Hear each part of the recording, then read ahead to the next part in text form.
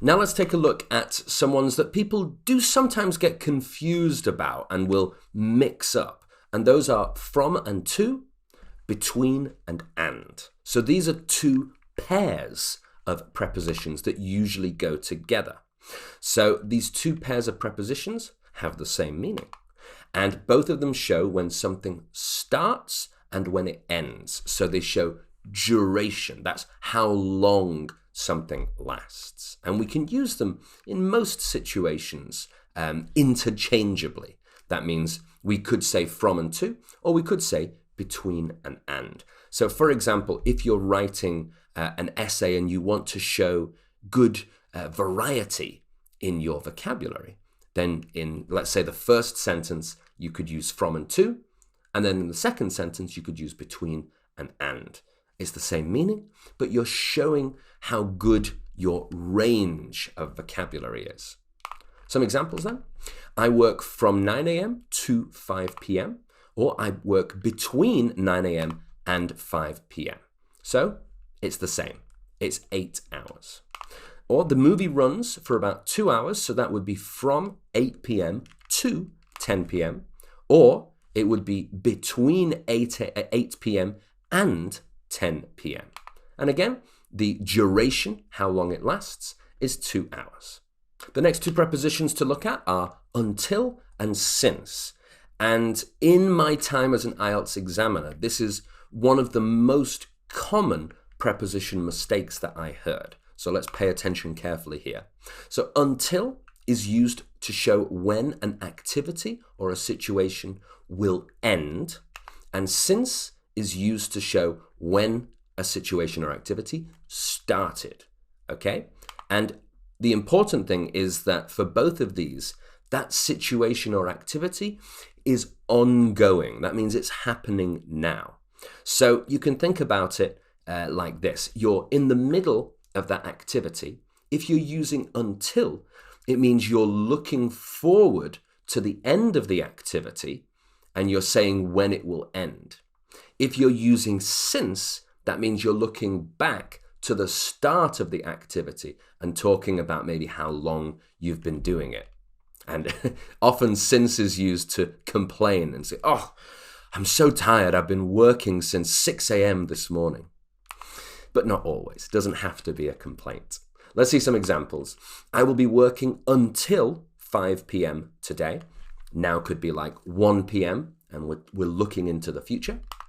The project will be running until December. Now it could be, let's say, June or July or September. Inflation will keep rising until the supply chain crisis ends. And then I have been working since 9 a.m. and I'm really tired now. The project has been running since January, so it started in January and it's still going. Inflation has been rising since the supply chain crisis started.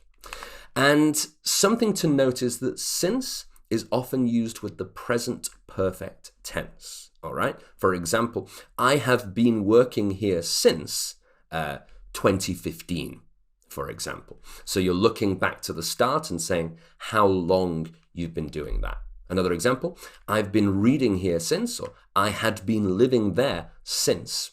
And then we say, when did it start? So until and since, something important to remember. The next two that we're going to look at are for and during.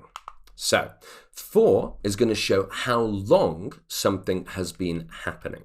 So what's the length of time, the duration, as we saw before.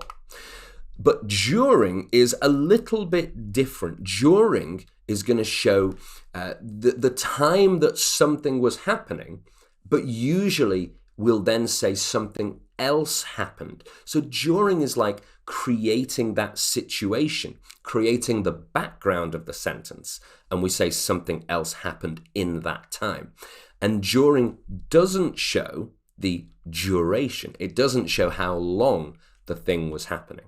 And some examples will make this clear. So first of all, I work out or exercise for an hour every morning. So the amount of time that I'm working out is 1 hour.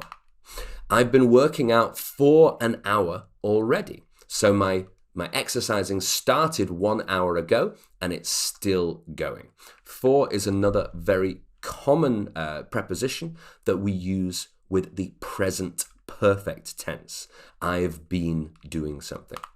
For how long will you be busy? Or we could say, how long will you be busy for? That means, what is the duration of the time you will be busy?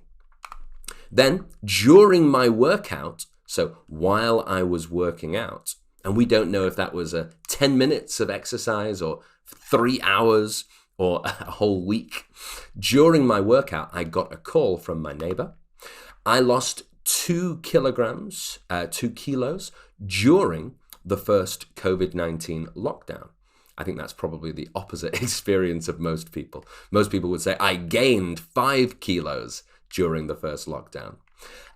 But again, we don't know how long that lockdown is because we're using that word during. My brother was never late for a class during his university career. So the whole time that he was there, he was never late.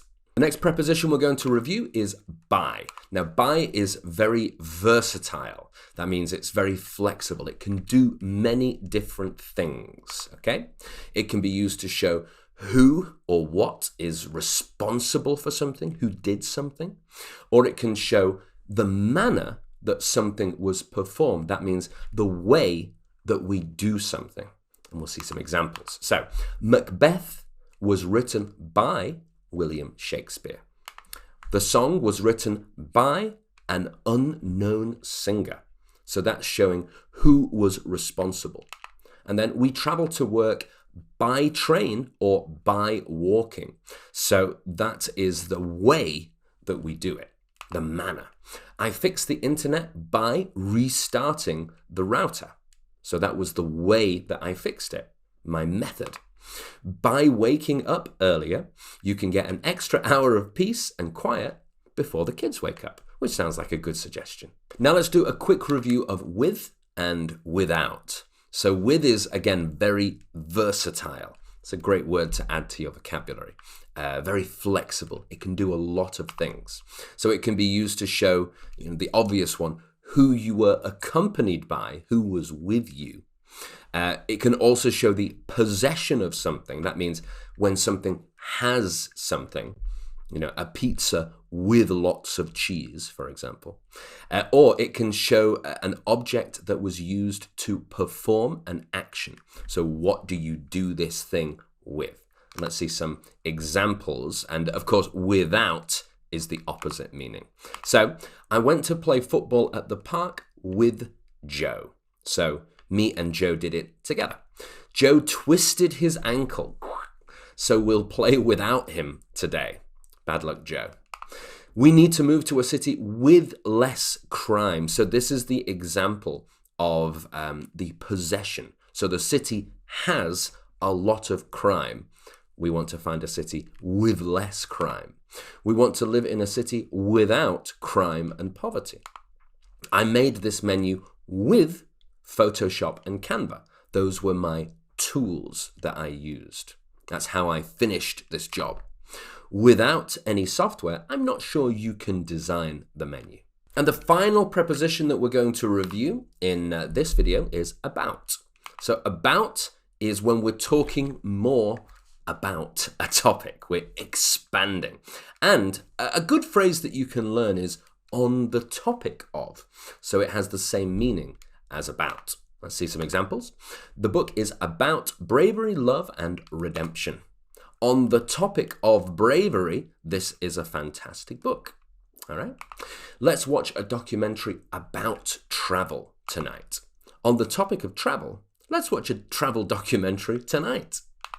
I don't understand what you're talking about. While we're on the topic, could you please explain that again? Okay, so on the topic is a pretty useful one to add, and there's a review of about as well. So just before we finish, it's time for you to have a try at this. So I want you to choose the correct preposition for each of these sentences. So let's take a quick look. Children, please take a seat. Your desks. My daughter was sick. Monday. My daughter has been sick. Last week. I don't go to school car anymore.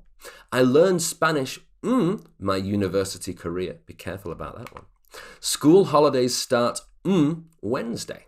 And the last one, driving slower will reduce our fuel costs. Okay, so I want you to pause the video now and I want you to have a try at these sentences. And I recommend that you type them out completely, because by typing them or by writing them on your notepad, you'll be able to get a good muscle memory. You'll really put what you know into action. It's one thing knowing the theory. It's another thing, repeating and doing it again and again so that you don't even have to think about what the right preposition is, okay?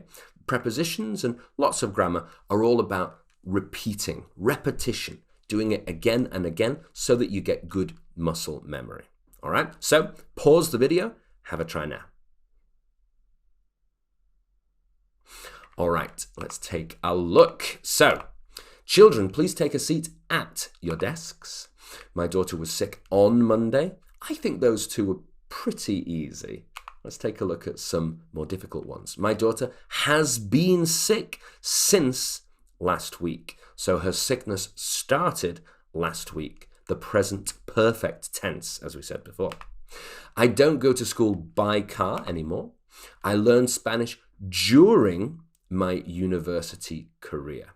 All right, so we're talking about the time that was happening. So the background is my university career, and then it's another action happening in that time. School holidays start on Wednesday. By driving slower, we will reduce our fuel costs. So that is a review of some of the most common prepositions in English.